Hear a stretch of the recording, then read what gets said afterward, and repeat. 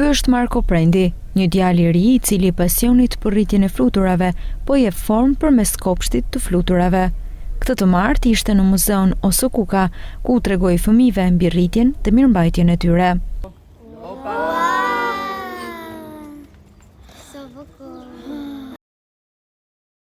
Ai tregon se prej gati 2 vitesh në kopshtin e tij ka rritur rreth 3000 flutura. Ka llogarit edhe ato që kam pas vjet, edhe ato që kam deri tani. Mund të kenë shku, domethënë që kanë kalu brezni pas breznie, diku te 3000 flutura. Ato kanë lëshu vezën, nga 50 breznia e dytë mund ka dalë te 200-300 e kështu me radhë mrapa. Breznia e tjetër 2 fishohet, 3 fishohet. Speciet që momentalisht tonë porris janë të zakonshme, po specia më e bukur që mu më pëlqen më shumë është Papilium macaon. Lëshon vezët në finok, te bima e finokut.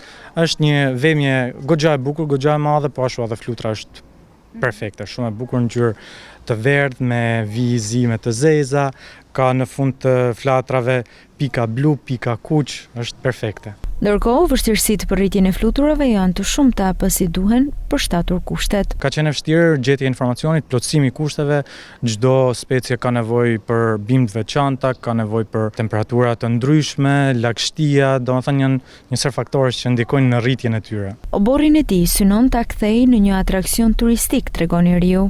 Që kjo që duhen të bëhet atraksion turistik në nivele që janë edhe shembuj që kam marrë nga jashtë, pikë së pari do më duheshe, që shpresoj ta realizoj, terren më i madh. Terren më i madh që unë të kem mundësi të plotësoj kushtet për gjitha flutrat që speciet e flutrave që ka zona fillimisht, pastaj pse jo të zgjerojmë edhe më tepër. Nga ana tjetër, drejtoria e muzeut që u kthye në strehën e fluturave tregon se të tilla aktivitete janë në fokus të institucionit. Duke qenë se tashmë jemi me pushime, fëmijët janë jashtë angazhimeve dhe detyrimeve shkollore, për të quar një lloj mesazhi tjetër dhe për afrimi tjetër me muzein, t'i lidhim bashkë edhe mjedisin edhe trashëgiminë kulturore dhe t'i sjellim fëmijët në një atraksion tjetër veror.